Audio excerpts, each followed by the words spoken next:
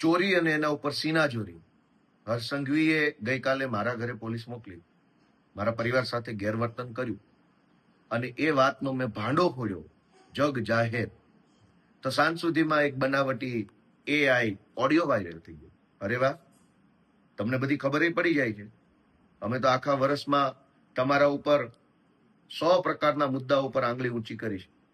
અમે તમારા વિરુદ્ધમાં કીધું કે તમે ડ્રગ્સના કારોબારની અંદર તમારી આખી પાર્ટી સંડોવાયેલી છે.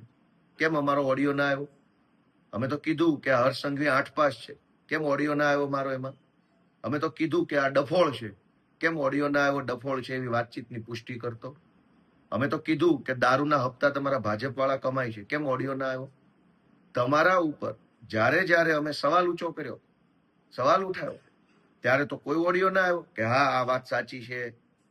અને જ્યારે મેં એમ કીધું કે મારા પરિવારને હર્ષ સંઘવીએ પોલીસ મોકલીને હેરાન કરવાની કોશિશ કરી છે, તો સાંજે છેક એક બનાવટી ઓડિયો વાયરલ કરવામાં આવ્યો. કઈ વાંધો નહીં, કરો વાયરલ. જનતા બધું જ જાણે છે કે સાચું શું છે ને ખોટું શું છે.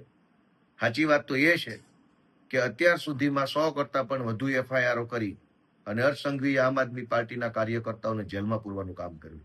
પણ કઈ વાંધો નહીં, અમે કોઈ તમારાથી ડરતા નથી કે અમે કોઈ તમારાથી કંઈ ભાગી જવાના નથી. તમારે અમારી ધરપકડ કરવી હોય તો આ ખુલ્લેઆમ જ ફરીએ છીએ, જ્યારે કરવી હોય ત્યારે કરી શકો છો. ડરપોક કઈ, અમે તમારા જેવા ડરપોક કે કાયર માણસ નથી. અમે તો લડનારા હિંમતવાન માણસો છીએ. ગઈકાલે જે કૃત્ય કર્યું એ કૃત્ય અત્યંત નિમ્ન કક્ષાનું હતું, અત્યંત જઘન્ય પ્રકારનું કહી શકાય. અને ચોરી ઉપરથી સીનાચોરી, કે એક તો મારા પરિવારને હેરાન કરવા, ધાકધમકી કરાવવા માટે તમે પોલીસ મોકલો છો અને ઉપરથી પાછો ઓડિયો બનાવવાનો. અને ઓડિયો પણ 8 પાસ ને છાજે એવો ઓડિયો છે. કોઈ ડફોળ માણસ, હલકી બુદ્ધિનો માણસ, નિમ્ન કક્ષાની વૃત્તિ ધરાવતો માણસ જેવો ઓડિયો બનાવે એવો ઓડિયો છે, જેમાં કહેવાતો જે કોઈ ભાઈ છે સામેવાળો એ પાછો મને કાયદાનું જ્ઞાન આપે છે કે હમણાં ઓલો નવો નિયમ આવ્યો છે, એમાં ઘરના ફોટા પાડશે, પછી એ ફોટા અપલોડ કરવા પડે. અરે ભાઈ 8 પાસ, આવું જ્ઞાન મને કોને આપવાની જરૂર છે? હું તો ઓલરેડી પોલીસમાં રહી ચૂક્યો છું, હું ઓલરેડી પોતે વકીલ છું, મને બધી જ ખબર હોય કયો નિયમ છે ને કયો નિયમ નથી. એમાં મને કઈ કોઈએ ફોન કરીને કહેવાની જરૂર જ નથી હોતી કે હવે આવો નિયમ આવ્યો છે. પાછો કહેનારો વ્યક્તિ એમય કહે છે કે બા ઘરે એકલા છે. ઓહો, આટલું બધી ફેબ્રિકેટેડ વાત. બા ઘરે એકલા છે કે નહીં એનાથી પોલીસને ક્યાં આમાં કઈ કે લેવા દેવા છે? અને જાણે તો મને ફોન કરીને પોલીસે આગોતરી જાણ કરી હોય કે તમને ઘરે આવશે, આમ કરશે, તેમ કરશે.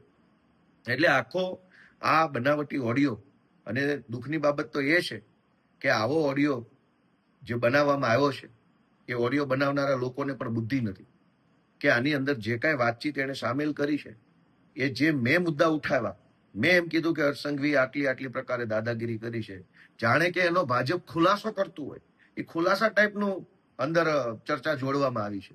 એટલે આ આખી બનાવટી વાત જે છે ચૂંટણી ટાણે આવી છે. અમે તો કહીએ છીએ કે હર્ષ સંઘવીના આવ્યા પછી ગુજરાતમાં ડ્રગ્સનો વેપાર વધ્યો છે. બનાવો એનો પણ એક ઓડિયો, ગોપાલ અને કોઈ ભાજપના નેતા વચ્ચેનો, અને કરો વાતચીત કે ભાજપના નેતા પૈસા કેટલા લે છે અને ગોપાલભાઈને એ જાણ કરે છે એવો. અમે તો એમ કહીએ છીએ કે તમારા આવ્યા પછી, હર્ષ સંઘવીના આવ્યા પછી ગુંડાઓ, બુટલેગરો પોલીસને દોડાવીને મારે છે. પાટણમાં માર માર્યો, અમદાવાદમાં માર માર્યો, રાજકોટમાં, અમદાવાદમાં, વટવા સાઈડે પોલીસની ગાડીઓ પર તલવારો મારી હતી. પોલીસને ગુંડાઓ મારી લેવામાં સહેજે શરમાતા નથી સંઘવીના આવ્યા પછી. તો એનો એક ઓડિયો બનાવો ગોપાલ અને કોઈ એસપી આઈપીએસ વચ્ચેનો કે અમને બહુ મારે છે ગોપાલભાઈ, આ સંઘવી આવ્યા પછી બહુ મારે છે અમને. તમારી ઉપર 100 સવાલ ઉઠાવ્યા છે, ત્યારે તમને ઓડિયો બનાવવાનું ના સૂઝ્યું. અને જ્યારે મેં એમ કીધું કે મારા પરિવારને હર્ષ સંઘવીએ ગાળો દેવડાવી, મારા પરિવાર ઉપર ધાકધમકી કરવાની કોશિશ કરી, ત્યાં તો ઓડિયો બનાવ્યો. અને કેટલાક હર્ષ સંઘવીની ટોળકીના સભ્યો દ્વારા સનસનીખેજ ભર્યા સમાચારની જેમ પ્રસારિત કરવામાં આવે. ભાઈ કોઈ સનસનીખેજ નથી. સનસની તો 2027માં સનસનીખેજ ભર્યા સમાચાર આવવાના છે. બ્રેકિંગ ન્યૂઝ 27માં આવવાના છે. સંઘવી જેલમાં જાય છે ને આમ આદમી પાર્ટીની સરકાર આવે છે. જય જય ગરવી ગુજરાત.